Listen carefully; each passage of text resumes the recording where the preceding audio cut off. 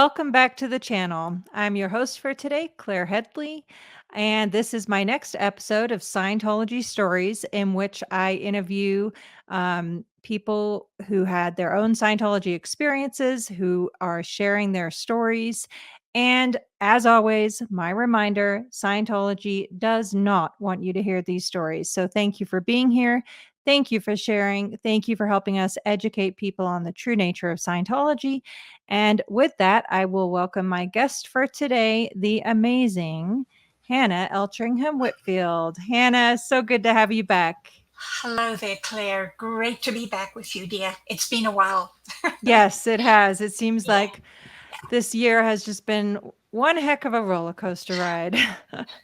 yes, it has. For us both in Yes. different ways, but it has. Yes, Yes. absolutely. And so in our first episode, we were covering your Scientology story, and I believe we got up to the end of the mission into time. And so I'll let you grab the reins and pick up where we left off. How does that sound? That sounds great. Thank you. Awesome. I've got, Yes. got a few notes here to follow because some of this gets a little complicated, and I've done a lot. I'm writing all this up too in a book, but the scheduling and where the ships went and everything. It's a puzzle putting it all together. I'm sure it is. Yeah. Okay, dear. So anyway, back to Valencia, and at the end of mission into time, and that was 1969, I think March thereabouts. And Hubbard was very distraught. LRH was very distraught after he lost Valencia as a port for the sea organization and delivering OT levels and so on. He very much wanted that as the next echelon in Scientology. Okay. So he was very moody, bickering. He had the Avon River was still the flagship, even though we had the Royal Scotman. The Avon River was still the flagship, so he lived on board the Avon River, but he was often on and off the ship on the Scotman, bellowing and getting things done. And then, of course, the whole misadventure of the Scotman getting into trouble in Valencia had happened, and he had appointed Mary Sue. I think Mary Sue actually offered to go on as captain of the Scotman. And if I remember correctly, but that may not be right, but so he dispatched her and the Scotman to go up to Buriana, I think, to get the propeller fixed, which had been damaged in the Valencia harbor. And at the same time, he wanted to get all the students, the OT students, OT3 students and other students off the ship, because they had all been on the Scotman gawking at what was going on, gawking at the Scotman crew running around like chickens without their heads, and Hubbard dashing over in one of the small boats with a bunch of officers to try to rescue the Scotman. And, it was such bad PR. And I think he really, that's what I saw in him. I saw the shame and the blame and the regret and the anger and the bitterness and all of that was in his face. You could see it. And one night he called me into his office, the research room. And Peggy was already there, Peggy Bankston. She was his finance officer. And Peggy didn't last that long in the Sea Org, but she was still in good at that time. And he said, "You two are going to Alicante tonight. This is Saturday night at about 7 p.m., I guess. You two are going to Alicante tonight." Alicante was like 45, 50 miles south of Valencia. "You're going there tonight. I want you to find a place that you can set up and have ready by 9 o'clock in the morning for 300 students and staff. Wow. And I just about freaked out. I said, "Excuse me, sir." And he said, "I want you to have it ready in the morning. The buses will arrive at 9 o'clock with all the students and staff. I want you to have it ready." And then Wow. he went away and he called somebody else into the office. He said, "David Mayo will drive you down there." And he motioned for us to leave. That was our mission briefing.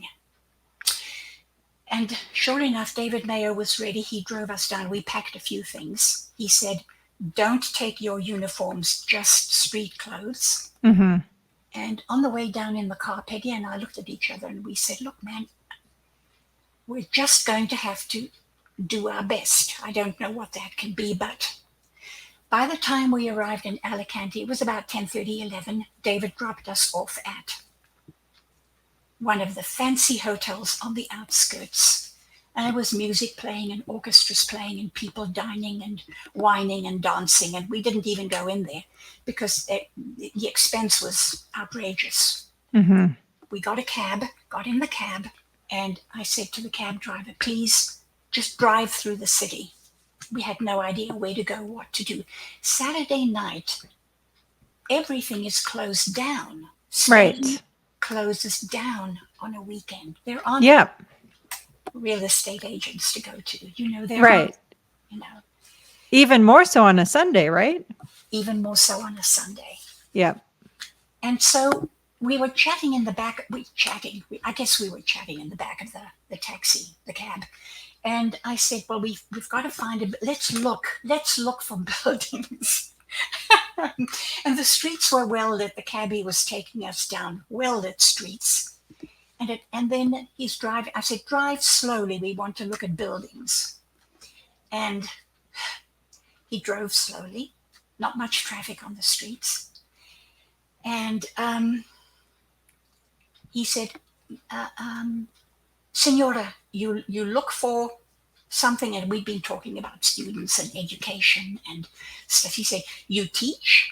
You want to teach?" So we started up a simple conversation, and we got the idea. I got the idea over to him that we were looking for a big building that could house 300 people, and we had to have it ready by 9 o'clock tomorrow. Mañana. Mañana. Mañana. He says, "Hotel?" I said, "No, too expensive. Too much pesetas. Mucha pesetas. Too much." All right, so he said, and he thought, and we're driving along, and I said, "Do you know any buildings?" He says, "No. Residencia, no." And then he goes, one residencia. And he stepped, I said, show us. So he stepped on the gas and took us into an area that wasn't that well lit, and stopped at this building it still had all the construction stuff around it. It was being built. And the top floors had all the, that, what is it that hangs down, the plastic tops and things that hang down. Oh, yeah. Yeah, like the scaffolding and tarps. Scaffolding. The bottom floors looked fine, the bottom 3 floors. And I said, "Oh my God, this is terrible. Hubbard won't like this. LRH won't like this." But we got out of the car and went up the steps, and Peggy just barged straight in, opened the door. I said, "Peggy," she said, "LRH would walk straight in, wouldn't he?" And she continued walking, and I said, "Yes, he would." But the cabbie, by that time we knew his name and he knew our names. He said, "Yes, yes, yes, come in." And there was a large reception area. It was all finished, all painted, smelled of clean paint. A large breakfast area. Beyond that was a kitchen, huge kitchen with fridges and everything that you could have. And there were 2 elevators to take people up to the top floors, and also stairs, a big staircase. And I couldn't believe this. I said, "Who owns this?" He said, "Yes, yes, I know him."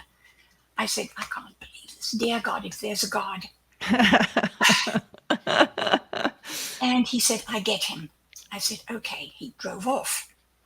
And Peggy and I had some sheets of paper with us. And so we just looked on the first 3 floors. That would have been enough for the rooms for the AO and rooms for the staff and students. I mean, bedrooms, where they could sleep, cabins, Yes. bedrooms. And Yes. we noticed that each room, there were tons of them, had its own bath and toilet. And it was really nicely set up. And we even drew up some sketches and pasted them up on the walls of where, reception could go and where the DFP could go and where the examiner could go and so on, for example. And half an hour later, the taxi cab driver arrived, and we scooted downstairs to meet him, and he said, he's coming. And at that moment, this Mercedes-Benz pulled up, gleaming, shining. And this guy, a Spaniard, came out. I mean, tall, good looking. I mean, dressed to a T. Mm-hmm. Came up to us, how may I help you? We introduced ourselves and showed him our credentials, the OTC and stuff like that, and said, look, we had a bit of a mix-up in Valencia, and we're looking for overnight for somewhere to bring all our students.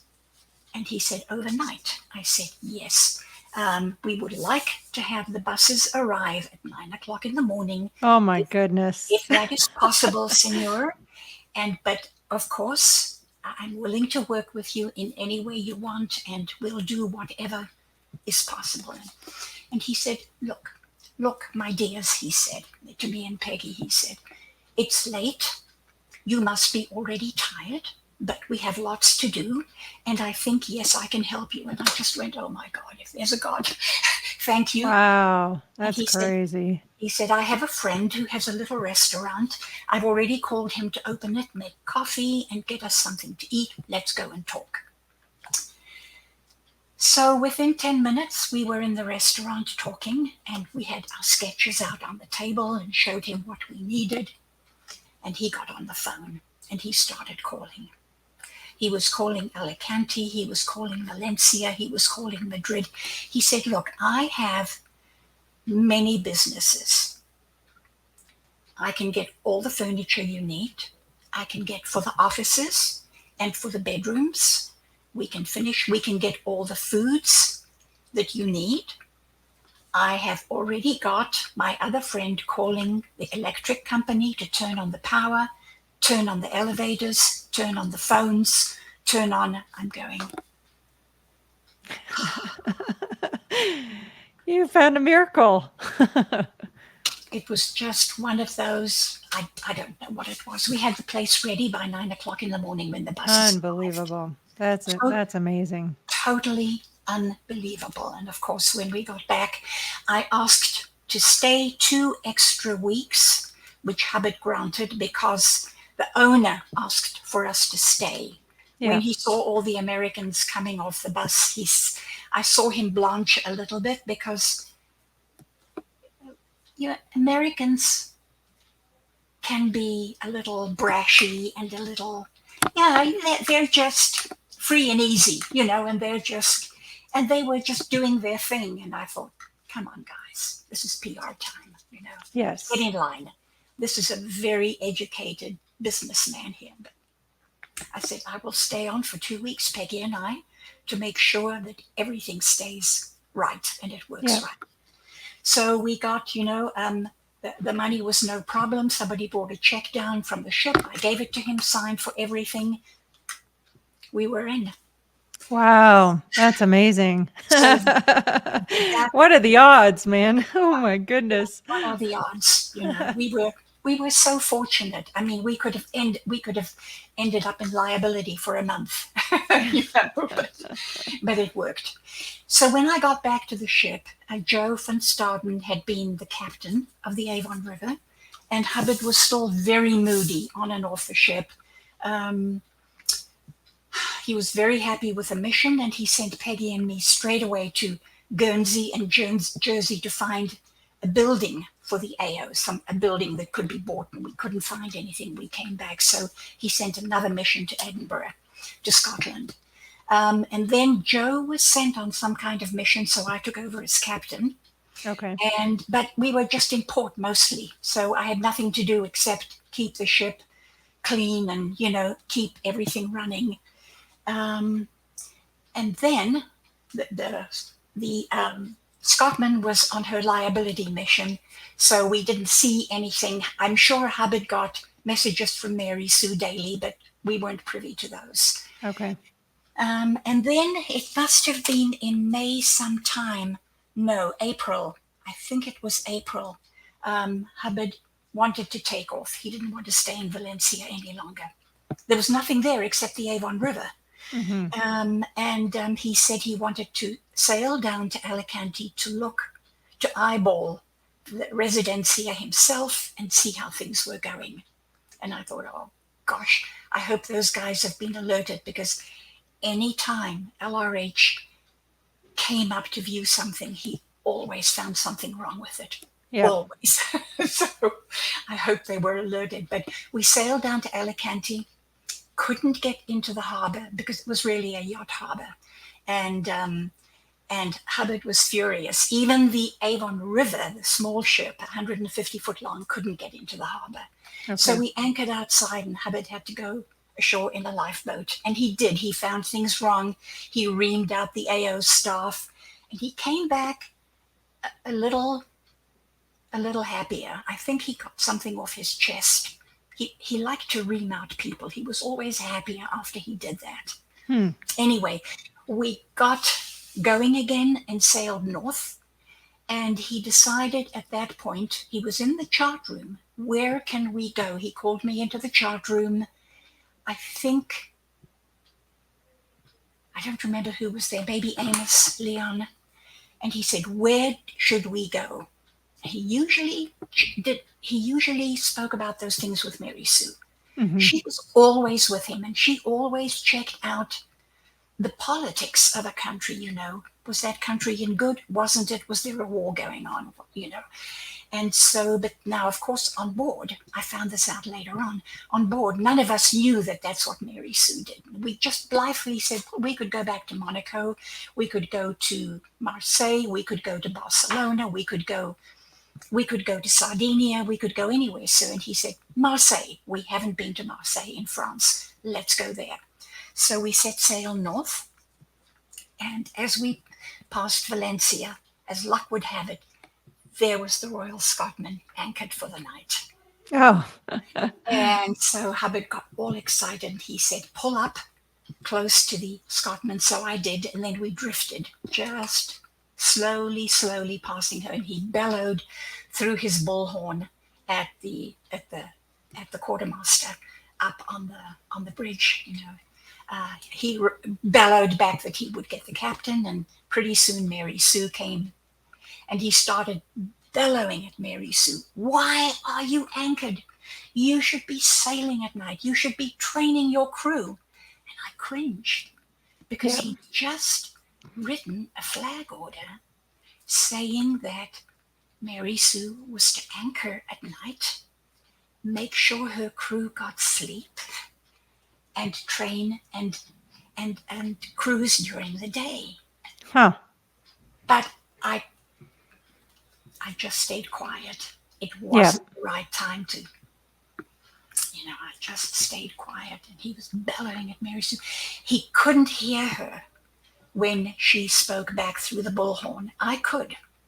And I told him a few times what she was saying, and then he got irritated, and he said, God damn it, that woman.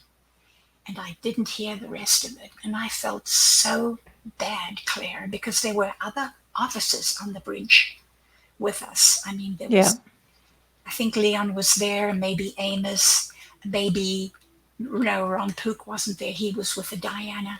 But there were other people there. And to hear him talk like that about his wife was extremely distressing. Yeah. So it was not a good dynamic there at that point. Not at all, no. Okay. And he just stormed off the bridge, and I just very quietly spoke down through the tube down to the engine room. I said, oh, go ahead, slow ahead, and then pick up speed as we go to, full ahead. Yeah. And we just took off from there and into the night and just left the Scotman behind us. But it was unpleasant. It sat with me for a while. Yeah, I can imagine. Yeah, and then we got to Marseille. Maybe the next day, day and a half. I forget how long it took us to get there. And we got a berth, and the trouble started immediately. We got a lovely berth right next to the, um, the harbor master's exit and entrance to the port. And by going just around the building, you could slip through the fence and not even be checked. You didn't have to be checked into the country, but Hmm. none of us knew that at the time. Next morning, very early, Hubbard was up early with Mary Sue and Diana and a few others who, Irene Dunleavy, Bill Howie, and a few others who were with him. And they crept through. Oh, the night before when we docked. No, it was early in the morning. Excuse me. I'm sorry. And they left the ship. The whole party, Hubbard's whole party, left the ship and scooted through. They took their passports with them. They scooted through this little opening and they were gone. They had a villa reserved that they went to. Okay. I didn't even know they'd left the ship. I was back to chief officer because Joe was on board. Joe van Staden was back to Yeah. captain. Neither of us knew that Hubbard and the whole party had left the ship. So when the agent came on board at about 7 to check the ship into France and look at all the passports and everything and check the gun locker and so on, the arms locker and everything like that, and the finances on board, everything was fine. We didn't miss the passports. I didn't look at the passports myself. So Hubbard and his party weren't checked into the Uh-oh. France. Yet they were in their villa already. Oh boy. And I knew nothing about this. Joe knew nothing about it. And it was found out a day or two later, the whole thing. I don't know to this day how Hubbard found out who gave the alert, who gave the alarm, and so forth.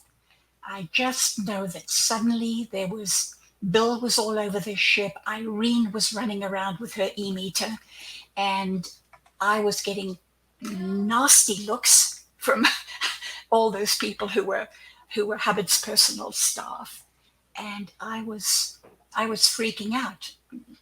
Joe was sent off on a special cycle of some sort, so I was captain again. Okay. And So was the trouble with the authorities, or the trouble was what was the? the trouble I was see. with the authorities? Yes, the authorities believed that Hubbard had snuck into the country illegally and that he was about to be imprisoned. They wanted to shove him and his party. I see. Which to be fair, it sounds like that's exactly what happened. It was exactly what should have happened.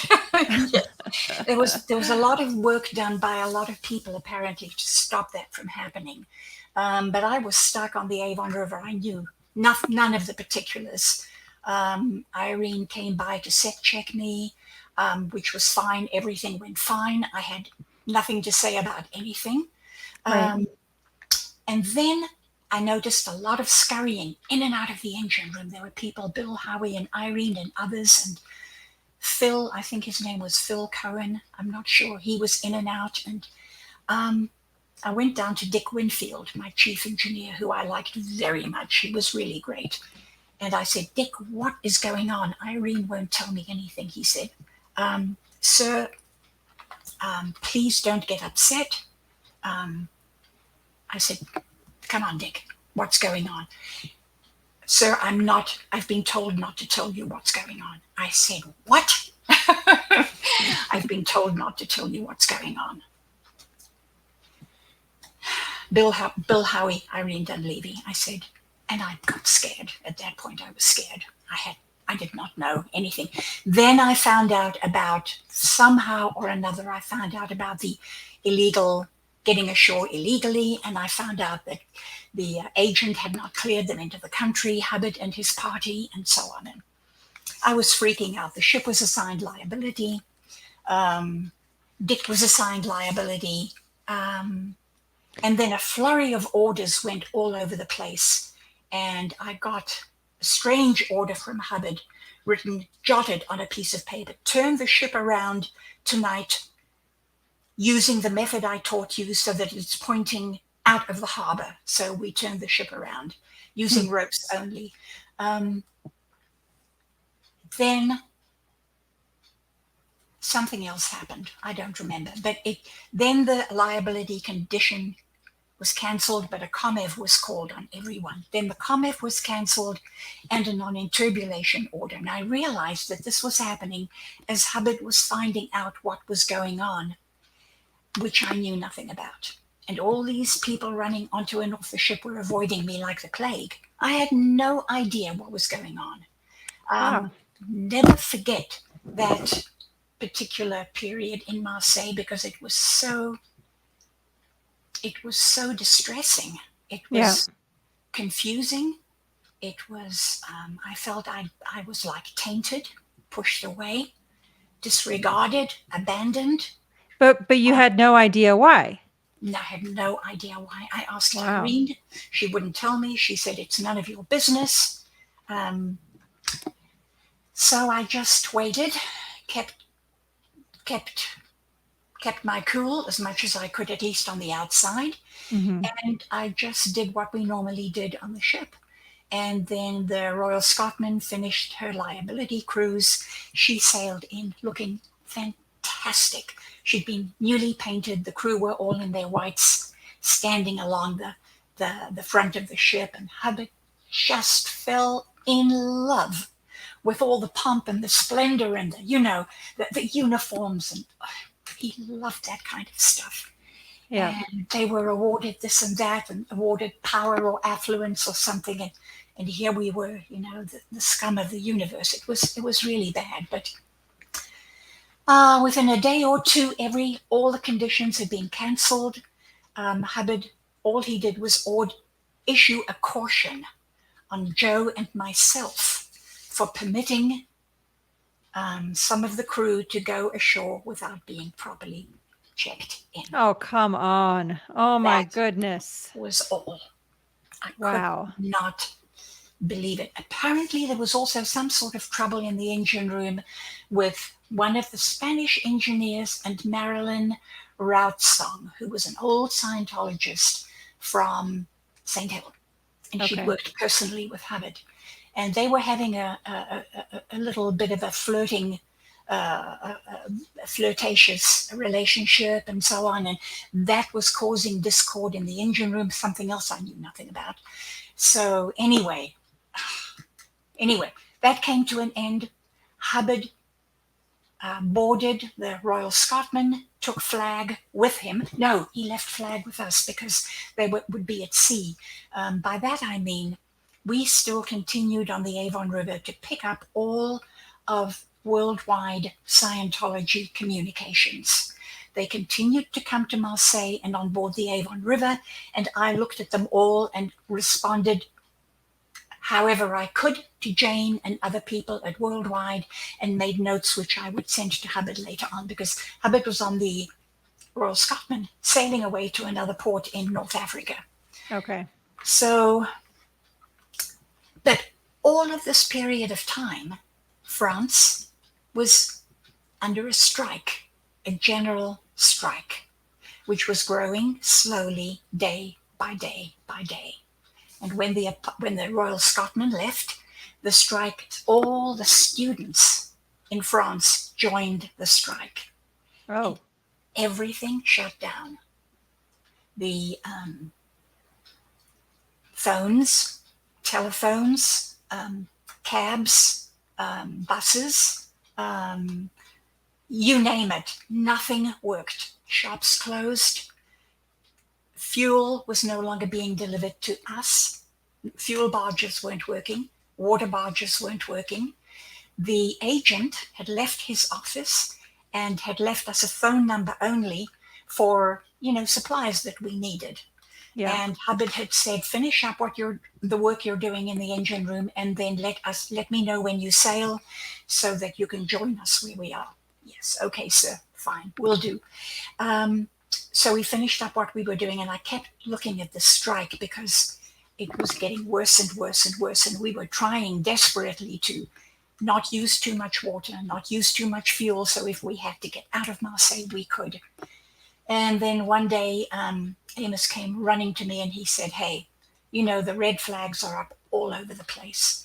And I just heard from one of the barge people with water that the bridge over the river is going to close. We're not going to be able to get out. Well, that was incorrect. The bridge, we could sail under the bridge. It Oh, didn't I see. affect us. But anyway, I said, look, let's just get everything on shore that is ours. Let's get it onto the ship and let's sail tonight. We sent people ashore to try to find a little bit of water. We didn't need any provisions and some fuel. We Hmm. managed to get a little. Somehow our guys found what we needed. And as soon as we had that on board, man, I was out of there. We started up the engines, we got away from that dock and into the main channel, and we were gone. And as we sailed under that huge bridge going over the main waterway in and out of the harbor, there were red flags all over the bridge, and the guys on top were waving, au revoir, au revoir. And we did the same. We hooted our horn, shouting, au revoir. We were out of there. We didn't want to see Marseille ever again. I'm sure. And oh, yeah. And then we made straight for Barcelona. We had to pick up more water because that the main engine, the high pressure cylinder, was leaking so badly. We picked up some water in Barcelona, went on to Valencia, and we'd no sooner docked in Valencia that first evening than Amos came running to me, his face white, and he said, Hannah, the old man is on the radio on the bridge and he's crying. He wants to speak to you. I Oh, said, what? And I went into fear immediately, thinking I'd done something wrong, something was bad. What was going to happen? Was he going to clobber me? Was it Marseille? What was going on? And I raced upstairs, Amos on my heels, and I said, "Sir, it's Hannah here. What do you need? What can I do for you?" And he was crying. He said, "I can't do this anymore. We are in Melilla, Spanish Morocco, on the North African coast." He said, "I can't do this anymore. I had to remove Pookie from captain.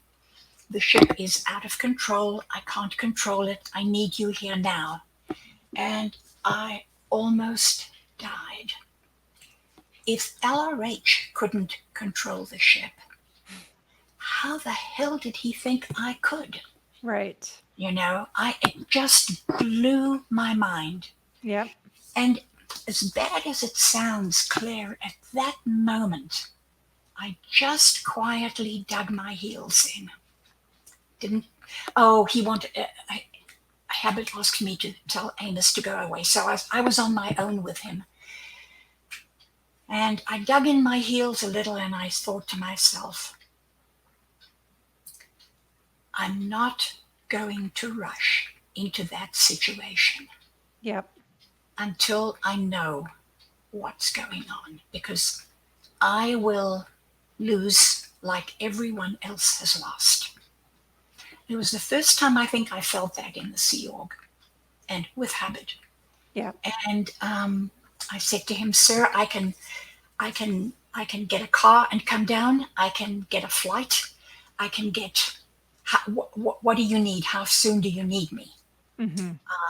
And he said, "I need you now. I need you tonight." I said, "Okay, so I can't get there tonight. Can we look at tomorrow? And he said, "Look, what I need is get here as," and then he changed again. He said, "Get here as quickly as you can, please." And he said, I will call you the same time tomorrow evening. I said, okay, sir. Would it be better if I call you? And he said, no, I'll call you. I said, all right, sir. By that time, he wasn't crying anymore. He'd sort of collected himself a little bit. And I Yeah. said, sir, I'm with you. I'll support you every way I can. I'm here for you. And he said, thank you. Good night. And that was it. He cut out. Okay. And I was left, and I was shivering. I was like shaking. And I thought about that, and I thought, man, what on earth is happening? I had Right. no idea what was happening.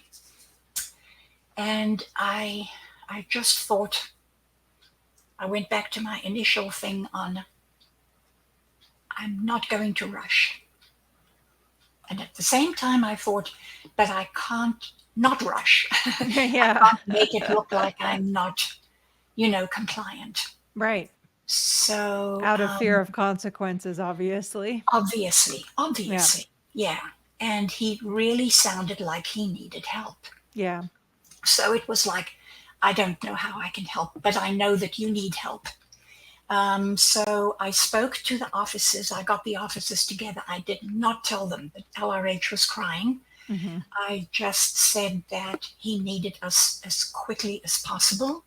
Something was obviously going on the Royal Scotman. We didn't know what it was. So what did we have to do in Valencia that we had to do before we left? Mm-hmm. Well, we had to get some more piston rings for the high pressure cylinder. And those had been ordered. We'd radioed ahead from Barcelona, so they would take, I think, 24 hours to get made. We could pick up 6 or 8 or 10 of them or something. And then we had a few things to get ashore that LRH had wanted us to get for him, and then we can leave. So we didn't leave the next day, but the day after, we had everything done. And I thought, and the next evening he didn't call. Oh, okay. I was going to ask you about that. Right. He didn't call.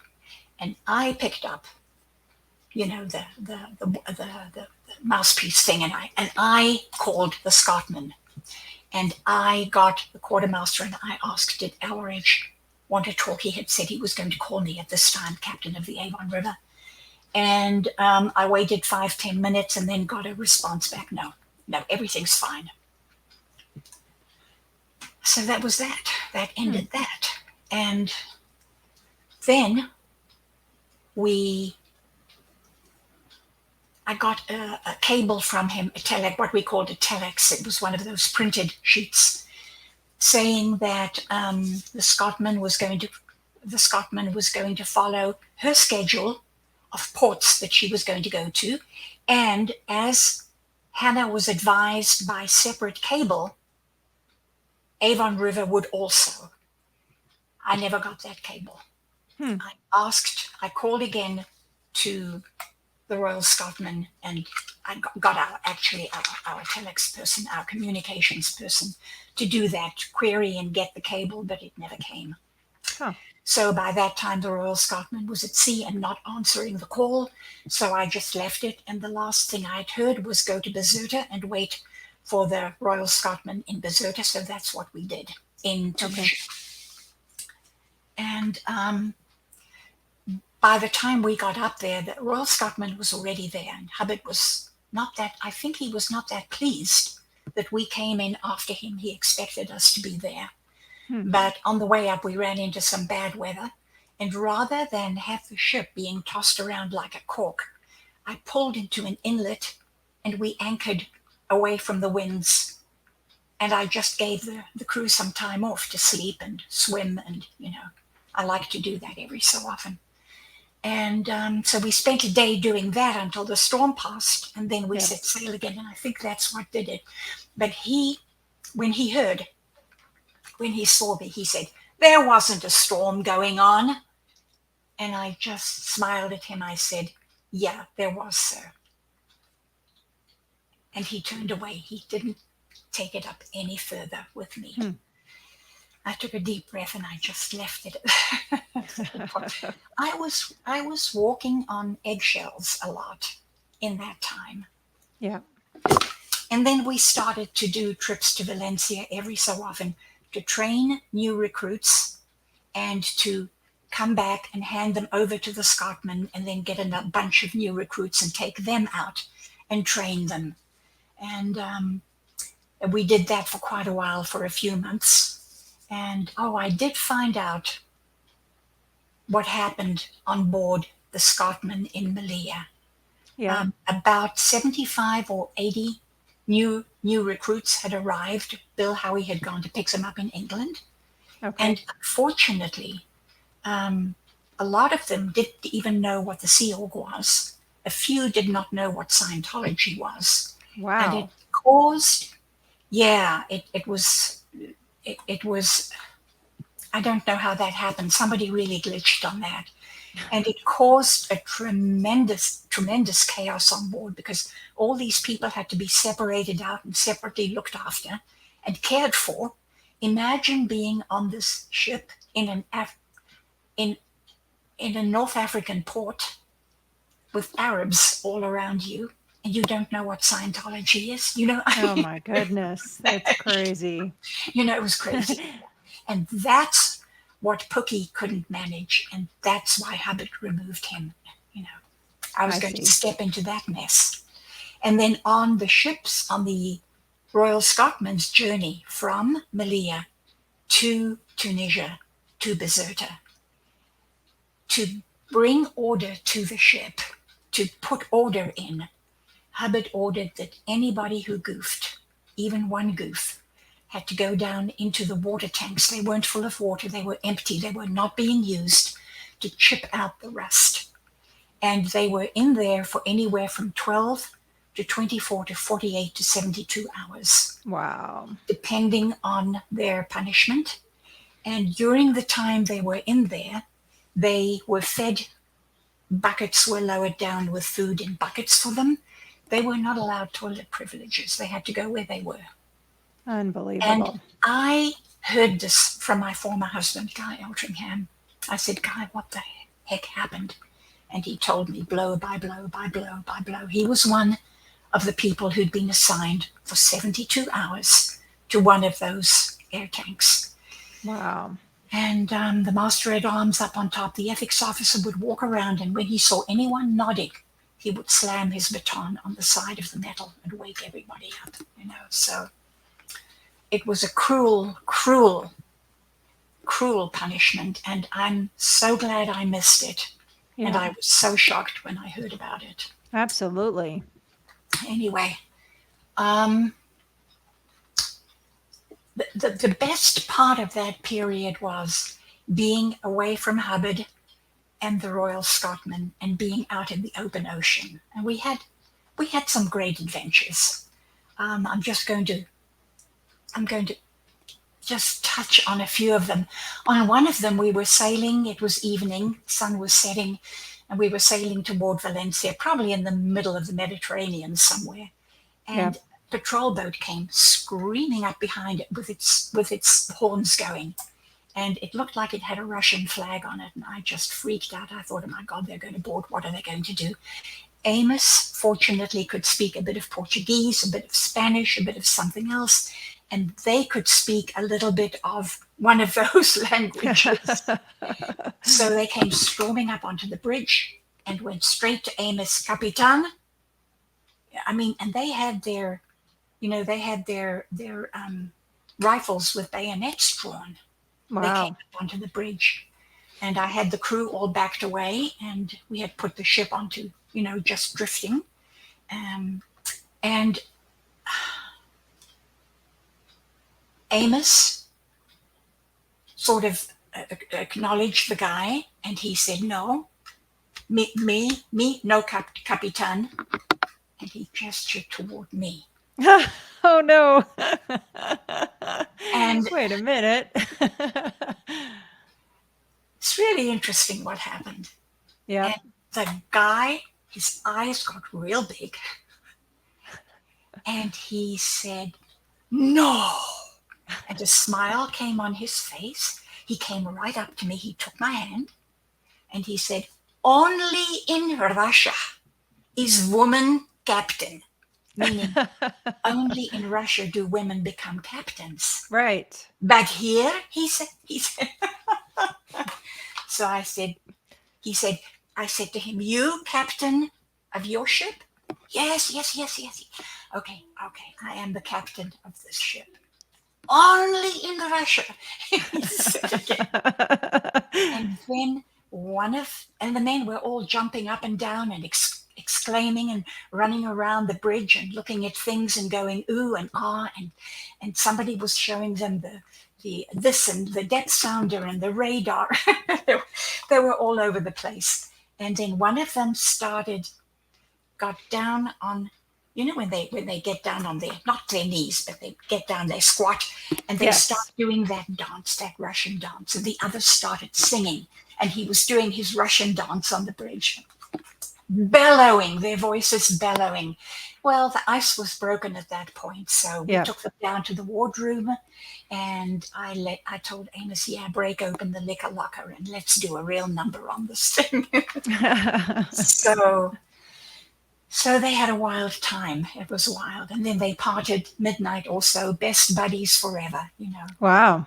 Their little patrol boat left and they were singing on their boat and Das Vidanya, whatever it is, As they sailed away slowly, we could hear their voices and we were shouting to them. It was an incredible moment where two completely diverse countries, what's the word I want? I can't think of it right now. They can come together despite everything that exists, why they shouldn't. Yes. And those barriers come down completely, and it's like you're hugging your brother or your sister. Yeah. Culture versus human nature kind of thing. Right. Yeah. It was the most incredible moment. I've never forgotten that. And I hope the crew who were there haven't either, because it was just wonderful. Yeah. And then there was another moment that was not quite as brilliant, but in a sense it was. We had to stop in La Goulette, the main port in Tunisia.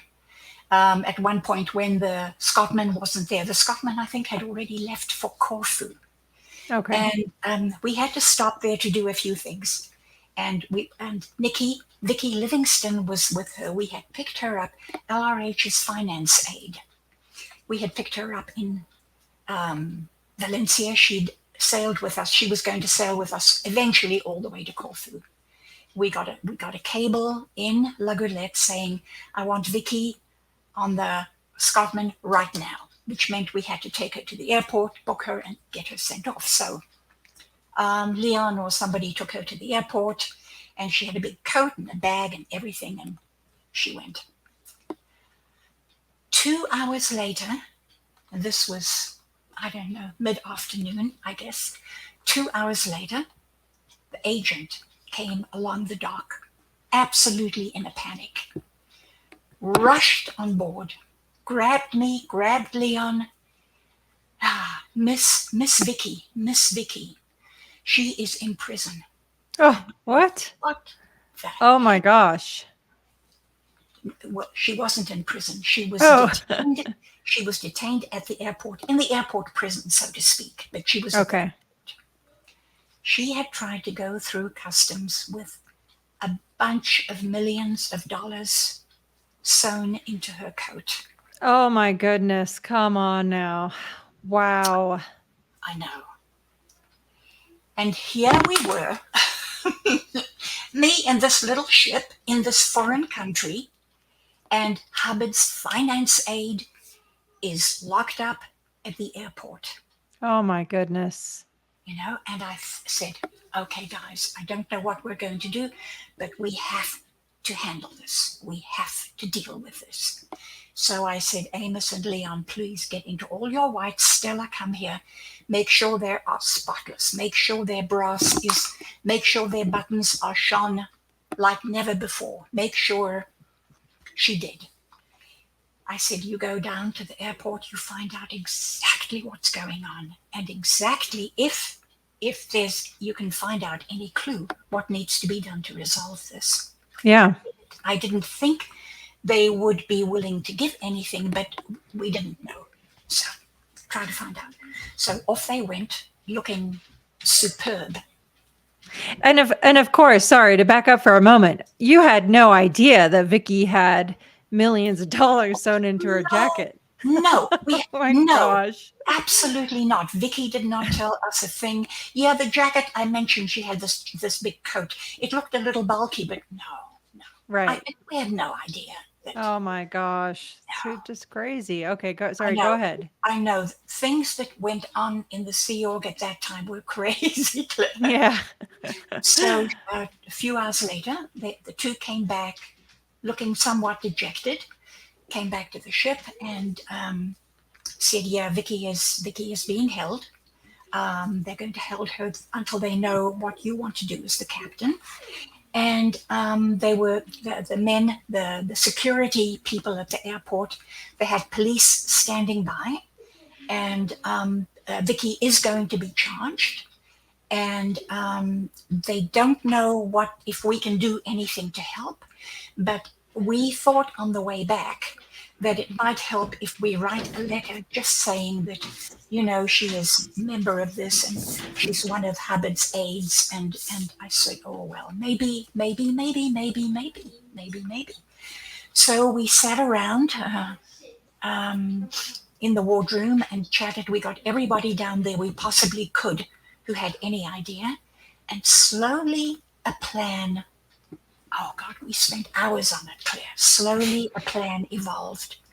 And as we sort of evolved it, Stella, the purser, rushed around through her stores trying to find stuff that would be used in this plan. We decided that we would draw up a huge article like of declaration on a big piece of paper.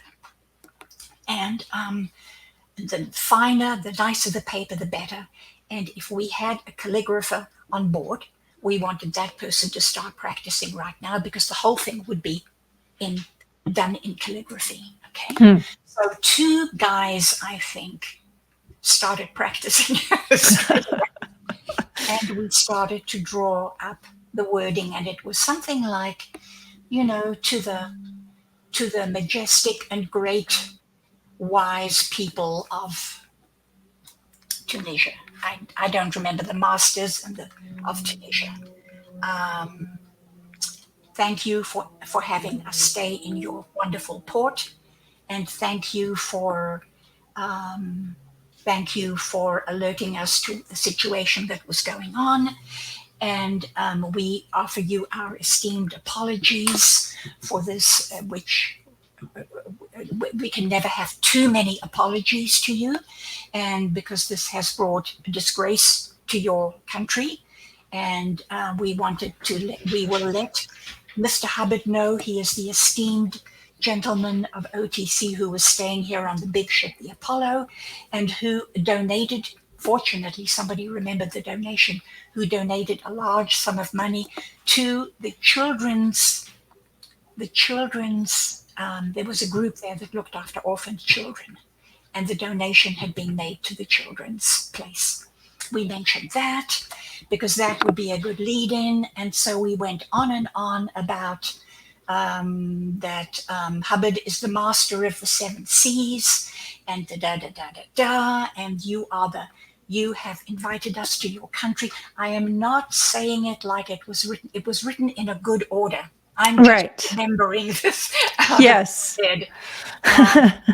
A very elaborate cover story, basically. Very, very detailed, very elaborate, and we offer you again our esteemed apologies. And if there is anything we can do to take away the shame on you that this has caused, we will do it. Please just let us know. And it was signed, and then Stella made a nice rosette out of red silk ribbon with little tags on it, and she put it at the bottom, and the OTC stamp and seal. We lit the candle, let the wax drip into it, and used the seal, stamped it officially, and then we stamped it a few places else around just to be sure. Yeah. And then Leon cut some potatoes and did little engravings in the potatoes, and Stella brought out the mustard and something else and some green coloring. And then those little hieroglyphic things were used to put more little stamps all over the thing. Wow. Then once it was all calligraphy, it looked beautiful, Claire. It looked wonderful. Then Stella got some satin blue ribbon and we rolled the whole thing up, tied it up in blue ribbon, and the guys went back. I think the next day they went back, and in their whites again. Mm-hmm. And I thought of going with them, and I thought, no, I'm going to have them tell them that they are here at the behest of their captain and crew and Elrod Hubbard, the Commodore of the Seven Seas, and that'll be enough. Let them go. They're the envoys. So that was cool. And they were already known to the security guards and the police at the airport. Yep. And so they went in and they proffered the thing to the security guards. And then just, I said, once you've done that, you just stand back. You don't have to be at attention, but you just stand right back and you let the thing do its work. You just don't say a thing. You just stand right back against the wall if you have to. And later on, after the whole thing was over, Leon and Amos said that it was quite incredible. The thing was opened up and people started coming in and looking at this thing and talking to themselves. And, they were talking Arabic to themselves and rushing out and getting more people, and others were coming and going. And this went on for quite a while. And they just stood there. No questions were asked, nothing. And people would run out and then they would come back again.